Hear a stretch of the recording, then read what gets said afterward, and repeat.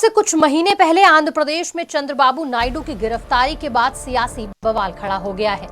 9 सितंबर 2023 को तेलुगु देशम पार्टी यानी टीडीपी के अध्यक्ष और आंध्र प्रदेश के पूर्व सीएम एन चंद्रबाबू नायडू को घोटाले के आरोप में गिरफ्तार किया गया। सीआईडी ने चंद्रबाबू नायडू को 371 करोड़ रुपए के स्किल डेवलपमेंट स्कैम में गिरफ्तार किया। पूर्व सीएम चंद्रबाबू की गिरफ्तारी ने न सिर्फ आंध्र प्रदेश बल्कि उत्तर प्रदेश में भी सियासी भूचाल ला दिया है। नायडू की गिरफ्तारी को जहां राजनीतिक चाल बताया जा रहा है, तो वहीं अब इंडिया गठबंधन के सदस्यों ने गिरफ्तारी पर प्रतिक्रिया देते हुए इसे राजनीतिक प्रतिशोध बताया। इसी बीच यूपी की विपक्षी पार्टी सपा के मुखिया अखिलेश यादव ने बीजेपी पर करारा हमला बोला।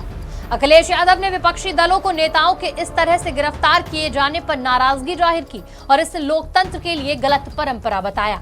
अखिलेश ने अपने सोशल मीडिया अकाउंट एक्स पर पोस्ट शेयर करते हुए लिखा, विपक्ष के नेताओं को गिरफ्तार करने का चलन अब केंद्र से लेकर राज्यों तक प्रचलन बन गया है। जो सत्ता के साथ नहीं आ रहा उसे जेल में डाल दो। ये निरंकुश शासकों की नीति होती थी। लोकतंत्र में इसके लिए कोई स्थान नहीं। भाजपाई और उनके अवसरवादी मित्र याद रखें कि राजनीतिक व्यवहार में ऐसा विचलन कल को खुद उन पर भी भारी पड़ सकता है। खुदगर्ज भाजपा किसी के सियासी दोस्त नहीं है। अखिलेश के इस पोस्ट पर लोगों ने प्रतिक्रियाएं दी। कुलदीप यादव एक यूजर ने लिखा कि जिस व्यक्ति ने दक्षिण के पठार को आर्थिक हरियाली में बदल दिया हो, हैदराबाद समेत आंध्र प्रदेश को नई ऊंचाइयों तक ले गए, लाखों करोड़ों रुपए जुटाए, ऐसे समाजवादी नेता को मोदी जी के इशारे पर फर्जी मामले में गिरफ्तार किया गया। केंद्र और राज्य सरकार का अंत निकट है। दक्षिण भारत के विकास की गाथा लिखी पर झुकना नहीं सीखा। वहीं टीना यादव नाम की एक यूजर ने लिखा कि फूट डालो, राज करो, यही है भाजपा। शिवानी नाम की एक यूजर ने अखिलेश की तस्वीर साझा की, जिस पर लिखा कि मुझे भी जेल भेजा जा सकता है। सत्ता की पावर है, कुछ भी कर सकते हैं, पर वही बात है ना, हर दिन होत ना एक समान। अभी उनको 2024 में हार का डर सता रहा है।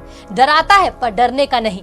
इन सबके बीच अखिलेश पर निशाना साधते हुए मानव नाम के एक यूजर ने लिखा, लोकतंत्र में टोटी चुराने का भी चलन नहीं होता। लोकतंत्र में जनता के पैसे पर नचनिया बुलाने के, उनके साथ ठुमके लगाने का भी चलन नहीं है। लोकतंत्र में समाजवाद का मतलब सिर्फ एक परिवार नहीं होता।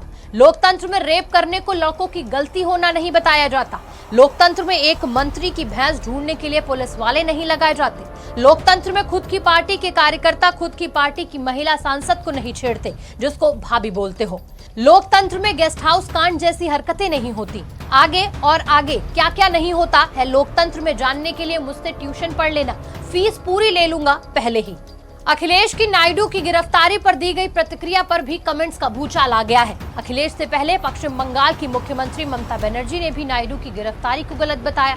उन्होंने कहा, ये राजनीतिक प्रतिशोध है। राजनीतिक मतभेद होता है, लेकिन लोकतंत्र में एक सीमा होती है। ये सीमा लांघनी नहीं चाहिए। आज एक सरकार सत्ता में है, कल को दूसरी सरकार सत्ता में आएगी तो वो भी यही चीज करेगी। 2024 लोकसभा चुनाव से पहले देश भर में सियासत तेज है। वहीं सीआईडी ने चंद्रबाबू नायडू की गिरफ्तारी की वजह बताई। सीआईडी के मुताबिक उनके सीएम रहते साल 2014 से 2019 के बीच राज्य में स्किल डेवलपमेंट स्कैम हुआ, जिसके आधार पर उन्हें गिरफ्तार किया गया। जिसके बाद रविवार की सुबह उन्हें विजयवाड़ा की अदालत में पेश किया गया, जहां से उन्हें 23 सितंबर तक न्यायिक हिरासत में भेज दिया गया। चंद्रबाबू नायडू को राजमुंद्री सेंट्रल जेल में रखा गया है। वहीं चंद्रबाबू की गिरफ्तारी के बाद पार्टी कार्यकर्ताओं में जबरदस्त गुस्सा देखने को मिला। पार्टी कार्यकर्ता लगातार इस गिरफ्तारी का विरोध कर रहे हैं। वहीं चंद्रबाबू ने गिरफ्तारी पर कड़ी आपत्ति जताई। नायडू ने कहा कि ये गिरफ्तारी आरोपों के सबूत दिखाए बिना शुरू की गई है, जो गलत है। अब ये लड़ाई सियासी जंग के साथ साथ न्यायिक जंग भी बन गई है। ब्यूरो रिपोर्ट, आज की खबर।